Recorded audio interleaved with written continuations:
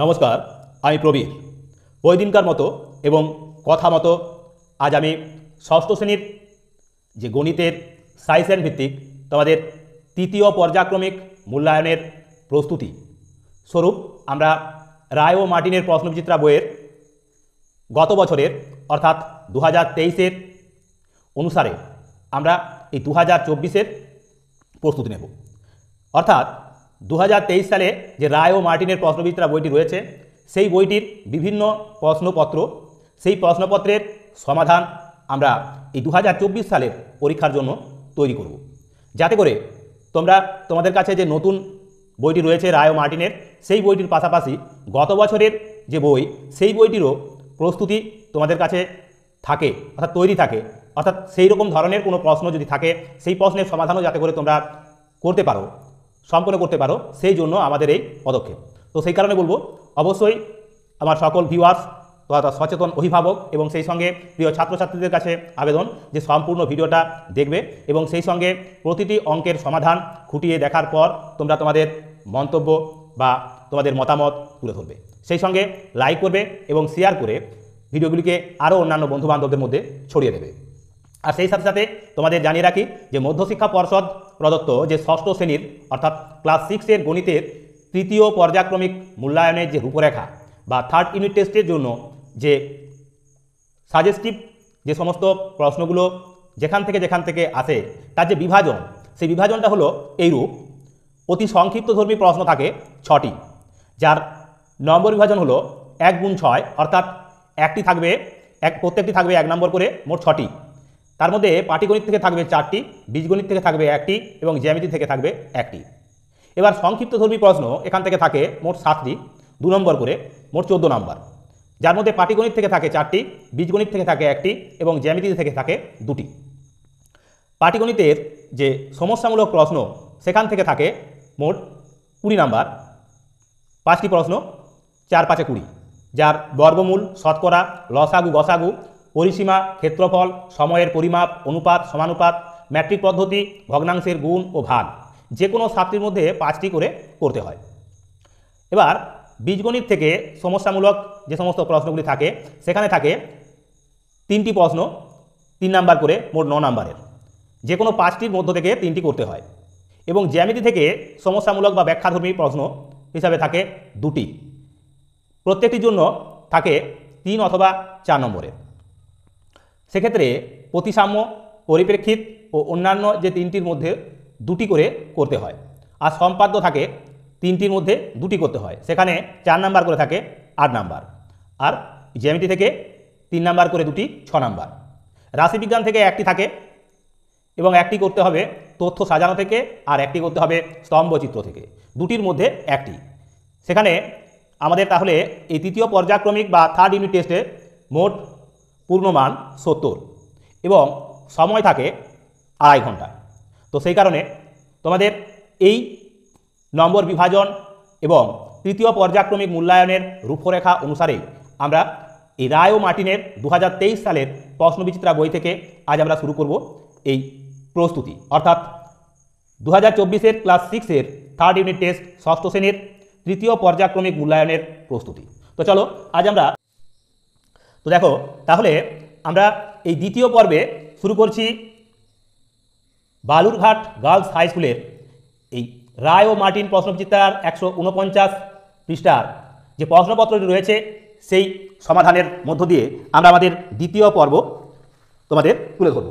এই পর্বের প্রত্যেকটি অঙ্ক তোমরা কিন্তু খুঁটিয়ে দেখে নেবে এবং সেই সঙ্গে ভিডিওটি সম্পূর্ণরূপে দেখে লাইক, কমেন্ট এবং শেয়ার করে আরও অন্যান্য বন্ধুবান্ধবদের মধ্যে ছড়িয়ে দেবে। আর অবশ্যই চ্যানেলটি সকলে সাবস্ক্রাইব করে রাখবে, তাহলে এরকমই গুরুত্বপূর্ণ ভিডিওগুলো তোমরা সবার আগে তোমাদের কাছে পৌঁছে যাবে।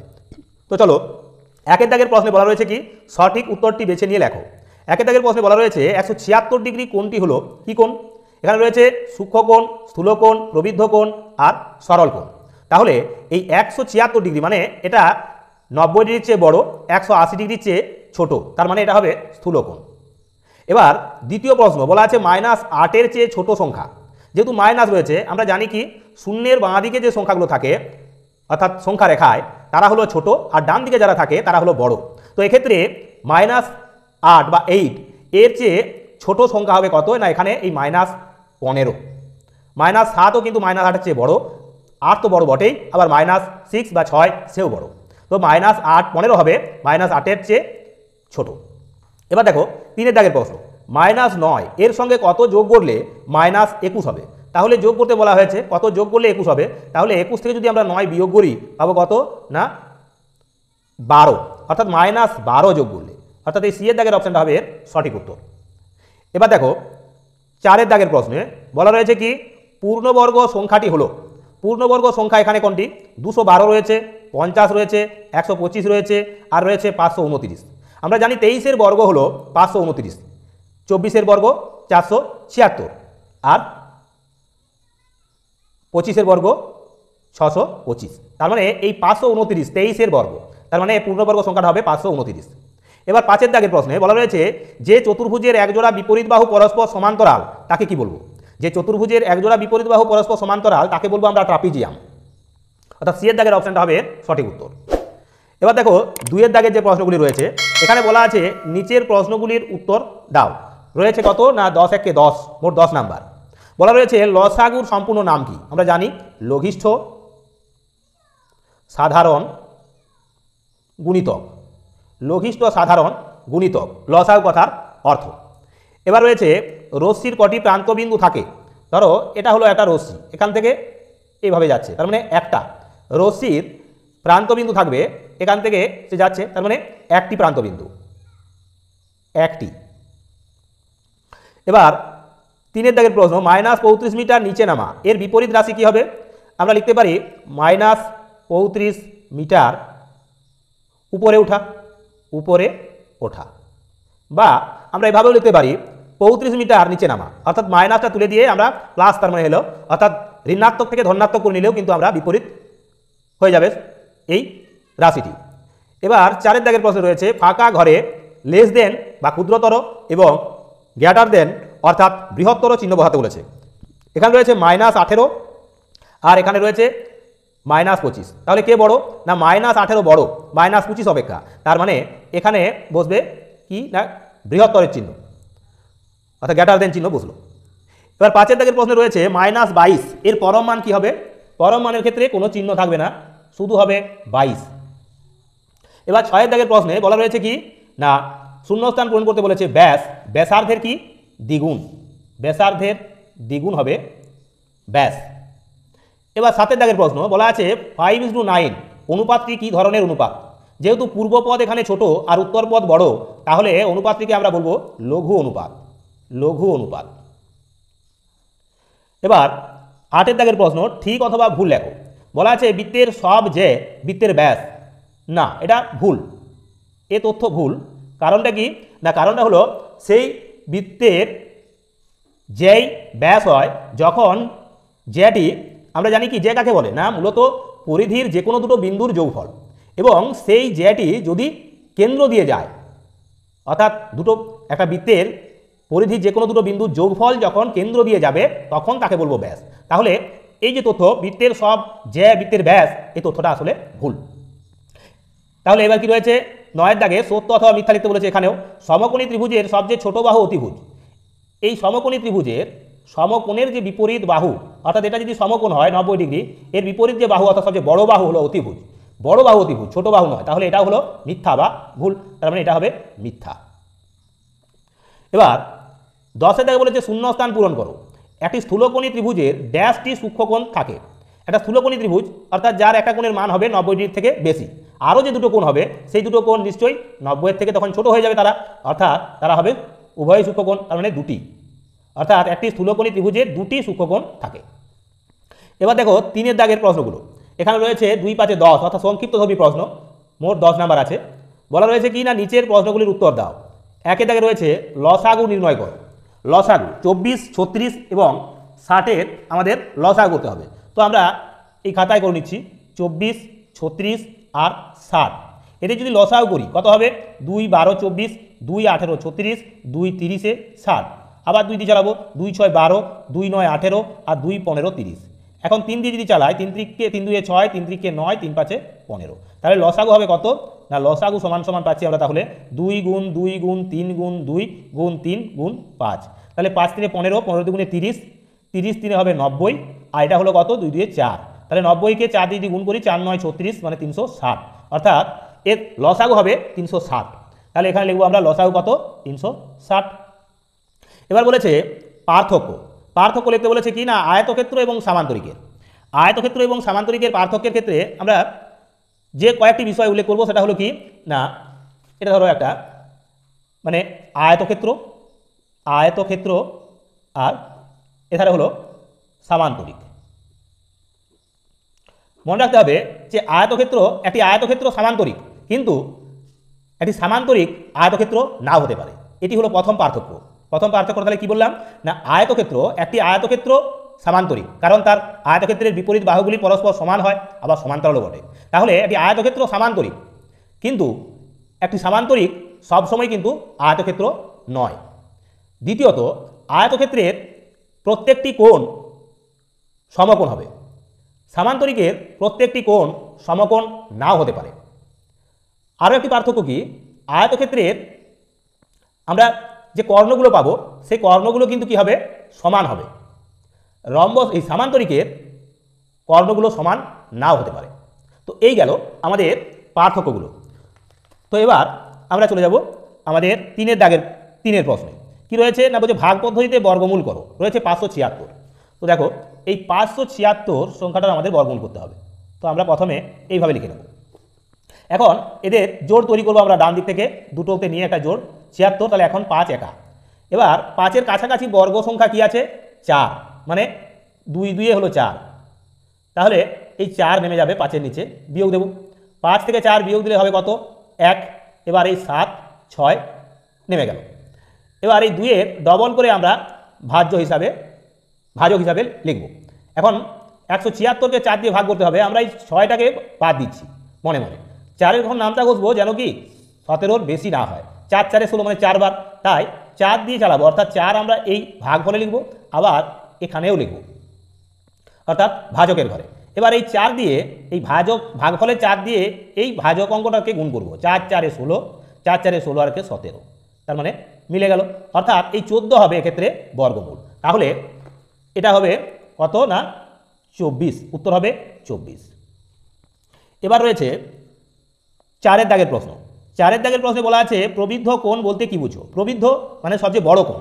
প্রবৃদ্ধ কোণ হলো কোনটি না যে কোণের মান 90 ডিগ্রি অপেক্ষা, এখানে আমরা একটা ছবি আঁকছি, এই ছবিটা হলো আমাদের একটা প্রবৃদ্ধ কোণ, অর্থাৎ এখানে যে কোণটা হবে 90-এর চেয়ে বড়, এই কোণটাকে বলবো আমরা কি না প্রবৃদ্ধ কোণ। যে কোণের মান কি হবে না প্রবৃদ্ধ কোণ হবে 180 ডিগ্রি অপেক্ষা, এটা যদি 180 ডিগ্রি আমরা এইভাবে আঁকবো, এই কোণটা হবে আমাদের প্রবৃদ্ধ কোণ এটা, অর্থাৎ 180 ডিগ্রি অপেক্ষা বড়, 360 ডিগ্রি অপেক্ষা ছোট যে কোণ সেই কোণটাকে বলবো আমরা প্রবৃদ্ধ কোণ। তো এখানে এই এ ও বি এই কোণটা হবে আমাদের প্রবৃদ্ধ কোণ।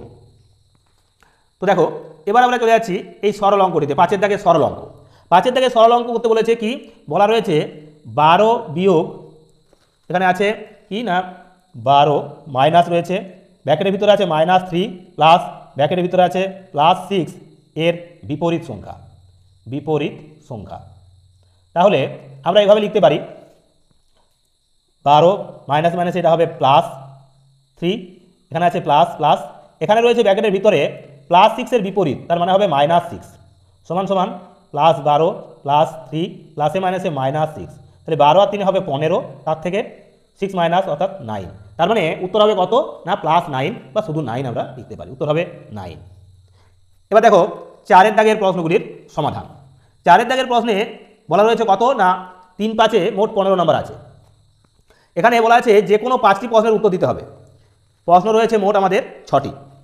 তো প্রথম প্রশ্নটিতে বলা রয়েছে 25 ও 30 সংখ্যা দুটির লসাগু নির্ণয় করো ও লসাগু এর সাহায্যে সংখ্যা দুটির গসাগু নির্ণয় করো। তাহলে প্রথমে আমরা কি করেছি দেখো, এখানে 25 ও 30 এদের লসাগু করেছি, এখানে লসাগু করে পেয়েছি কত 5 গুণ 5 গুণ 6 সমান সমান 150 পেয়েছি, অর্থাৎ 150 হলো এদের লসাগু 25 এবং 30-এর। এখন গসাগু চাওয়া হচ্ছে, তাহলে গসাগু সমান কি না গসাগু সমান আমরা জানি সংখ্যা দুটির গুণফল বাই লসাগু। এখন সংখ্যা দুটির গুণফল মানে 25 আর 30-এর গুণফল, তাকে লসাগু দিয়ে ভাগ, অর্থাৎ একটু আগেই আমরা লসাগু বার করেছি কত 150, 150 দিয়ে ভাগ করেছি। প্রথমে আমরা এই শূন্যই শূন্য কেটে নিয়েছি, দিয়ে 3 5 15 করেছি। এবার 5 দিয়ে 25কে কাটলে 5 হয়, তার মানে গসাগু হলো আমাদের 5 আর লসাগু হলো 150। তো এই গেল আমাদের 4-এর 1-এর দাগের প্রশ্নের সমাধান। এবার দেখো আমাদের 2-এর দাগের প্রশ্ন বলেছে কোন বৃহত্তম সংখ্যা দিয়ে 564 এবং 630কে ভাগ করলে প্রতি ক্ষেত্রে 3 ভাগশেষ থাকবে।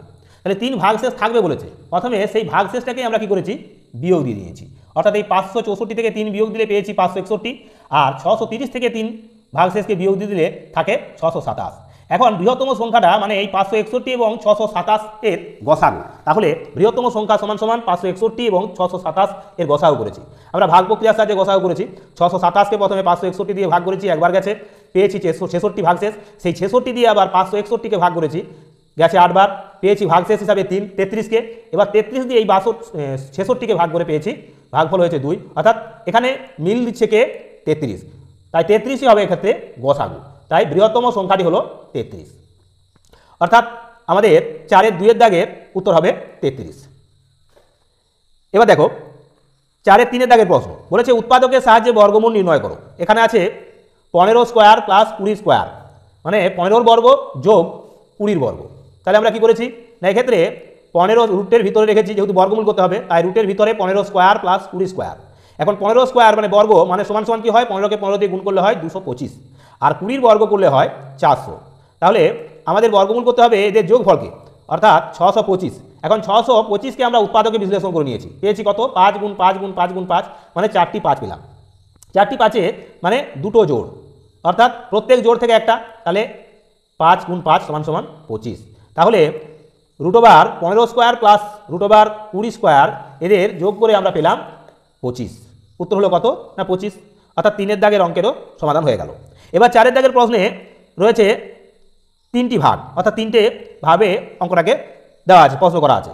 একটি ভগ্নাংশ ও তার অনন্যকের মধ্যে আনুপাতিক সম্পর্কটা কি? আমরা যদি ধরে নিই যে ভগ্নাংশটা হলো a/b, তাহলে তার অনন্যক হবে কত না b/a। ঠিক একই রকমভাবে আমরা কোনো অনুপাতে যদি বলতাম a/b, তার ব্যস্তানুপাত কী হয়, ব্যস্ত অনুপাত, এর ব্যস্তানুপাত হবে ব্যস্তানুপাত সমান সমান b/a হতো। তার মানে একটি অনুপাত এবং তার একটি ভগ্নাংশ এবং তার অনন্যক সবসময় কীভাবে থাকে না, সবসময় তারা ব্যস্তানুপাতে থাকে, এরা সবসময় ব্যস্তানুপাতে থাকে, ব্যস্তানুপাতে থাকে, বা সম্পর্কটা হলো ব্যস্তানুপাতিক সম্পর্ক। বিয়ের দাগে বলেছে সমকোণী সমদ্বিবাহু ত্রিভুজের 3টি কোণের অনুপাত লেখো। একটি সমকোণী সমদ্বিবাহু ত্রিভুজের 3টে কোণ হবে কি কি? 3টে কোণ হবে 90 ডিগ্রি, 45 ডিগ্রি এবং 45 ডিগ্রি, অর্থাৎ 90:45:45 সমান সমান আমরা লিখতে পারি 2:1:1 এইভাবে। এবার সি এর দাগের প্রশ্নে বলা রয়েছে কি, বলা রয়েছে প্রদত্ত সমানুপাতিক সংখ্যাগুলিকে একটি পূর্ণ সংখ্যার সমানুপাতিকতে সাজিয়ে লেখো। রয়েছে 1.5, 4.5, 2.5 এবং 7.5। আমরা জানি এই সমানুপাতিক গঠন হতে হলে কি হবে না, নিয়মটা হলো প্রথম পদের সঙ্গে চতুর্থ পদের যে গুণফল দ্বিতীয় পদের সঙ্গে তৃতীয় পদের গুণফলের সমান সমান হতে হবে। তাহলে প্রথম পদের সঙ্গে চতুর্থ পদ অর্থাৎ 1.5 এর সঙ্গে 7.5 গুণ করে আমরা পেয়েছি কত না 11.25, আর দ্বিতীয় পদের সঙ্গে তৃতীয় পদ অর্থাৎ 4.5কে 2.5 দিয়ে গুণ করে পেয়েছি 11.25। তার মানে দুটো গুণফলই সমান, তার মানে এটা সমানুপাতিক গঠিত হবে। তাহলে সমানুপাতিক গঠিত হলে আমরা এইভাবে লিখতে পারি যে 1.5:4.5 সমানুপাতিক 2:5, 2.5:7.5। এক্ষেত্রে আমাদের দশমিক বিন্দুগুলো তুলে দিলেই চলবে, কারণ প্রত্যেকটার একটার পর দশমিক রয়েছে, তাই আমরা দশমিকগুলো তুলে নিয়েছি, অর্থাৎ 15:45 সমানুপাতিক 25:75। এইভাবে আমরা এদের লিখব, এইভাবে আমরা এদের লিখব। এবার দেখো আমরা চলে যাব 5-এর দাগের প্রশ্নের সমাধানে। 5-এর দাগের প্রশ্নের সমাধানে দেখো, এবার দেখো 5-এর দাগের প্রশ্নে বলা রয়েছে কি 2.5 সেমি ব্যাসার্ধ বিশিষ্ট একটি বৃত্ত অঙ্কন করো ও চিহ্নিত করো স্কেল ও পেন্সিল কম্পাসের সাহায্যে। তাহলে 2.5 সেমি ব্যাসার্ধের আমাদের একটা বৃত্ত অঙ্কন করতে হবে। তো আমরা দেখো কীভাবে করি। 2.5 সেমি আমরা স্কেল নিয়েছি, পেন্সিলের পরিবর্তে নিয়েছি এক্ষেত্রে একটা কলম এবং কম্পাস নিয়েছি। 2.5 এই 0 থেকে 2.5 দুটো বিন্দু নিলাম, যোগ করলাম, এটা হলো আমাদের 2.5 সেমি একটা সরলরেখাংশ। এখন আমরা এই ব্যাসার্ধের উপর আমরা কি করব না একটা বৃত্ত অঙ্কন করতে বলেছে, অর্থাৎ এই জায়গাতে বসিয়ে আমরা ঘুরিয়ে দেব, অর্থাৎ একটা বৃত্ত আঁকব। এই হলো আমাদের উদ্দিষ্ট বৃত্ত। যে বৃত্তটা চাওয়া হয়েছিল আমরা সেই বৃত্তটা তুলে ধরলাম। বলেছে 2.5 সেমি ব্যাসার্ধ বিশিষ্ট একটি বৃত্ত অঙ্কন করো ও চিহ্নিত করো। তার মানে এর নাম দিলাম আমরা ও, এই কেন্দ্রবিন্দুটার নাম দিলাম ও, আর এটার নাম দিলাম আমরা এ। অর্থাৎ ও এ হলো ব্যাসার্ধ 2.5 সেমি, 2.5 সেমি ব্যাসার্ধের। তো এই গেল আমাদের 5 দাগের প্রশ্নের সমাধান। এবার 6 দাগের প্রশ্নে কি বলা রয়েছে না, এক্ষেত্রে বলা রয়েছে যে চাঁদার সাহায্যে 1 নম্বর 2 নম্বর এবং 3 নম্বর কোণের মান পরিমাপ করো এবং লেখো। তো আমাদের চাঁদার সাহায্যে মাপতে বলেছে এই যে ছবিটি রয়েছে সেই ছবিটিকে। তো আমরা প্রথমে চাঁদা দিয়ে মাপব কত অংশ রয়েছে কত ডিগ্রিতে। তো এখানে আমরা আমাদের এই চাঁদাটা বোস করাচ্ছি। এখানে বোস করিয়ে দেখছি কি না, প্রথমে রয়েছে আমাদের এই 1 দাগের যে কোণটি সেটি রয়েছে কত 45 ডিগ্রি, এটা হবে 45 ডিগ্রি কোণ। তাহলে 1 নম্বরে হবে 45 ডিগ্রি। এখন 2 নম্বর কোণটা বার করব কিভাবে, আমরা এই 2 দাগে যেটা রয়েছে সম্পূর্ণ অংশটা কত হচ্ছে না, এখানে পাচ্ছি আমরা 90 ডিগ্রি। 2 দাগে রয়েছে এটা 90 ডিগ্রি আছে। আমরা যদি এই 2 সমগ্র অংশটা নিই তাহলে হবে 90 ডিগ্রি। আর যদি বলি সি আর এই অংশটুকু সি মানে যদি ও ধরি ও বি তাহলে হবে এটা 45 ডিগ্রি। আর সমগ্র অংশটা হলো এই এ ও সি সমান সমান হবে 90 ডিগ্রি। এখন 3 নম্বর কোণটা চাওয়া হচ্ছে এবার, শুধু 3 নাম্বারটা। তাহলে 3 নাম্বার কোণটা কীভাবে বার করব, আমরা এখানে যদি বসাই তাহলে পাবো কত না, এখানে পাবো আমরা 50 ডিগ্রি। এই কোণটা হবে আমাদের 50 ডিগ্রি। তো এটা হবে আমাদের 50 ডিগ্রি। তাহলে 1 নম্বর কোণটা হলো 45, 2 নম্বরটা হবে 90 আর 3 নম্বরটা হবে শুধু 50 ডিগ্রি। তো এই গেল আমাদের 4 দাগের সমস্যামূলক যে 5টি প্রশ্ন, সেই 5টি প্রশ্নের সমাধান। তো চলো এবার আমরা চলে যাব পরের পৃষ্ঠায়। তো দেখো সম্পূর্ণ এই ভিডিওটা কিন্তু দেখতে থাকো। 5 দাগের প্রশ্নগুলিতে কি বলছে, যে কোনো 5টি প্রশ্নের উত্তর দাও। 4 নাম্বার করে মোট 20 নাম্বার আছে এতে। প্রথম প্রশ্নে বলা রয়েছে কি না, কোন ক্ষুদ্রতম সংখ্যা থেকে 4000 বিয়োগ করলে বিয়োগফল 7, 11 এবং 13 দিয়ে বিভাজ্য হবে হিসাব করি। তাহলে এখানে বলছে কোন ক্ষুদ্রতম সংখ্যা থেকে, অর্থাৎ সেই ক্ষুদ্রতম সংখ্যাটার থেকে 4000 যদি বিয়োগ করা হয় তবে বিয়োগফলটা 7, 11 এবং 13 দিয়ে বিভাজ্য হবে। তাহলে দেখো এর সমাধানও আমরা তুলে ধরেছি কিভাবে না, এখানে ক্ষুদ্রতম সংখ্যা সমান সমান কি, এখানে 7, 11 এবং 13 এদের লসাগু। এদের লসাগু করে দেখছি কি এরা প্রত্যেকেই হলো মৌলিক সংখ্যা, তাই এদের গুণ করে দিয়েছি আমরা, গুণফলটাই হবে এদের লসাগু। তাহলে 7, 11 এবং 13 গুণ করে পেয়েছি 1001, অর্থাৎ 1001 হলো ক্ষুদ্রতম সংখ্যাটা। তাহলে নির্ণীয় সংখ্যা কোনটা না, নির্ণীয় সংখ্যা হবে বলা ছিল কোন ক্ষুদ্রতম সংখ্যা থেকে 4000 বিয়োগ করলে, তার মানে 4000 যোগ এই 1001 মানে 5001। এই 5001 থেকে যদি আমরা 4000 বিয়োগ করে নিতাম তাহলে পড়ে থাকতো আমাদের এই 1001, যে সংখ্যাটা 7, 11, 13 দিয়ে বিভাজ্য। তাহলে নির্ণীয় সংখ্যাটা হবে আমাদের 4000 যোগ ওই লসাগুটা অর্থাৎ 1001, পেলাম আমরা কত 5001, উত্তর হবে 5001। এবার 2 দাগের প্রশ্ন, এখানে বলা আছে 5834 থেকে কোন ক্ষুদ্রতম সংখ্যা বিয়োগ করলে বিয়োগফল 20, 28, 32 এবং 35 দিয়ে বিভাজ্য হবে।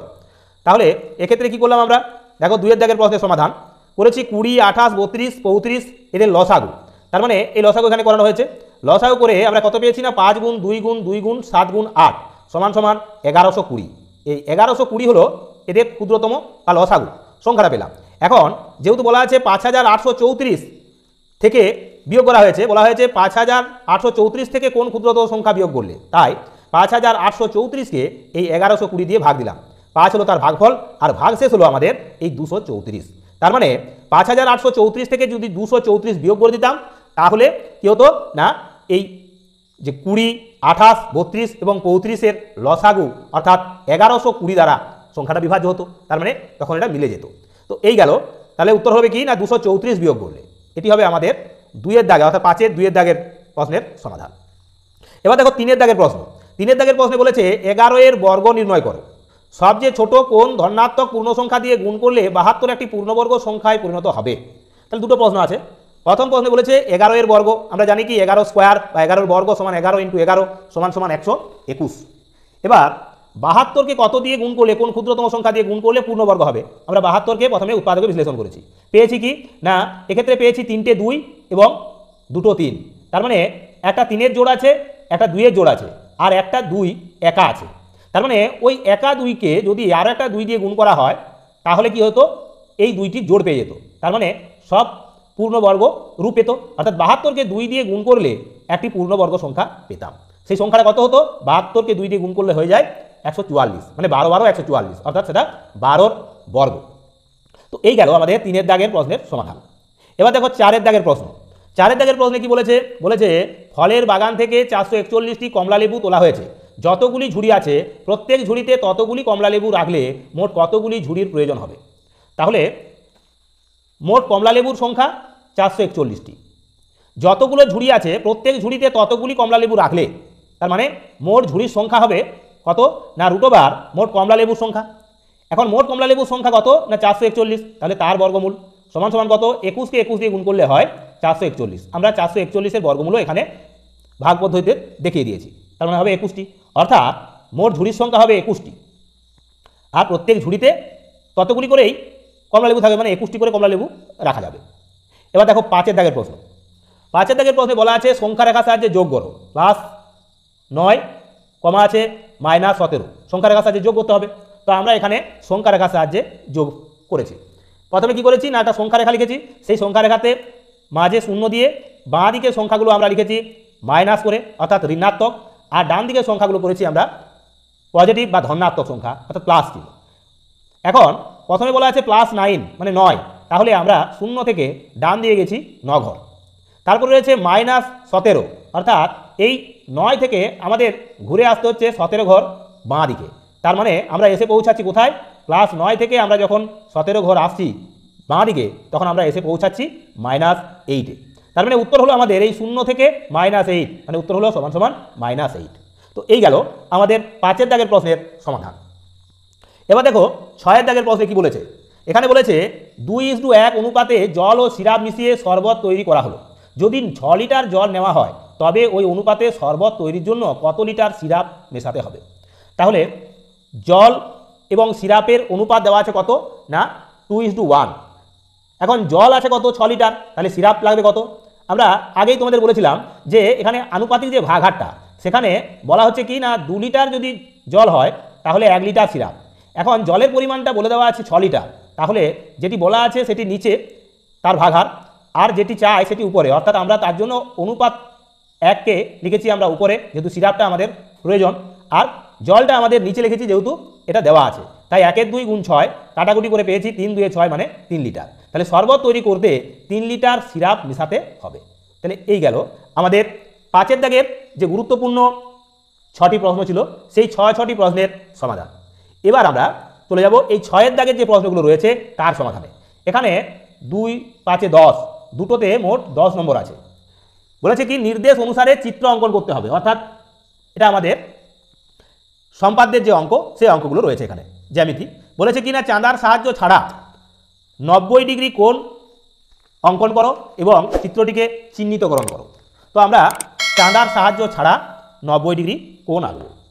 এখানে চাঁদা আছে কিন্তু চাঁদাটা আমরা ব্যবহার করব না, আমরা স্কেল এবং পেন্সিল কম্পাস দিয়ে আমাদের 90 ডিগ্রি কোণ আঁকবো। তো প্রথমে আমরা কি করব না একটা আমরা রেখাংশ কেটে নেব। এবার এই অংশটির একটা বিন্দু দিলাম, এখানেও একটা বিন্দু দিলাম, এর নাম দিলাম এ, এর নাম দিলাম বি। এবার আমরা আমাদের এই পেন্সিলের পরিবর্তে কলম এবং কম্পাস দিয়ে আমরা একটা বৃত্তচাপ কেটে নেব যে কোনো মাপের। এবার সেই মাপ থেকে আমরা এই অংশটা থেকে কাটব। প্রথম কাট হবে 60 ডিগ্রি, দ্বিতীয় কাট হবে 120 ডিগ্রি। এখন এই প্রথম কাট থেকে আবার উপর দিয়ে কাটবো, আবার দ্বিতীয় কাট থেকে ওই কাটটিকে কাটবো। তাহলে আমরা এই যে পয়েন্টটা পেলাম এই পয়েন্টটাই হবে আমাদের 90 ডিগ্রি। এখন আমরা যোগ করব। এবার আমরা যোগ করে দিলাম, এটি হলো আমাদের 90 ডিগ্রি কোণ, অর্থাৎ এটি হলো আমাদের উদ্দিষ্ট সমকোণ, অর্থাৎ এর নাম দিলাম আমরা কি না সি। তাহলে CAB কোণ CAB সমান সমান 90 ডিগ্রি।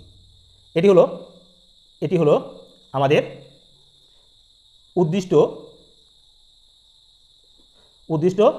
সমকোণ বা 90 ডিগ্রি অঙ্কন। তো হয়ে গেল এটা। এবার আমরা চলে যাব 2-এর দাগের। এটা গেল 1-এর দাগের উত্তর। এবার 2-এর দাগের প্রশ্নে কি বলা আছে না, স্কেল ও পেন্সিলের সাহায্যে 6 সেমি দৈর্ঘ্যের একটি সরলরেখাংশ আঁকো এবং স্কেল ও পেন্সিল কম্পাসের সাহায্যে সরলরেখাংশটিকে সমদ্বিখণ্ডিত করো এবং চিত্রটি চিহ্নিত করো। তাহলে একটি 6 সেমি দৈর্ঘ্যের সরলরেখাংশ, 2-এর দাগের প্রশ্ন বলা রয়েছে একটা 6 সেমি দৈর্ঘ্যের রেখাংশ। তো প্রথমে আমরা একটা 6 সেমি দৈর্ঘ্যের মাপ নেব। এই পেন্সিল কম্পাসে এখানে 0 একটা পয়েন্ট দেবো আর এই 6-এতে একটা পয়েন্ট দেবো। এবার আমরা যোগ করে দিলাম। এর নাম দিলাম আমরা এক্স, এর নাম দিলাম ওয়াই। এটা হলো 6 সেমি। এখন এই 6 সেমিকে আমরা এবার সমদ্বিখণ্ডিত করব। এবার আমরা এক্সে বসাবো আমাদের এই কলম এবং কম্পাসটিকে, অর্ধেকের বেশি ব্যাসার্ধ নিয়ে উপর দিকে এবং নিচের দিকে বৃত্তচাপ আঁকব। এবার ওই একই মাপ নিয়ে আমরা ওয়াই বিন্দু থেকে উপরে এবং নিচে দিয়ে কেটে নেব। এখন এই দুটি পয়েন্ট, এই পয়েন্ট এবং এই পয়েন্ট যোগ করলেই আমরা পেয়ে যাব তাদের সমদ্বিখণ্ডের অংশ বা চিহ্নটি। এবার যোগ করে দিলাম। এটা হলো আমাদের টি।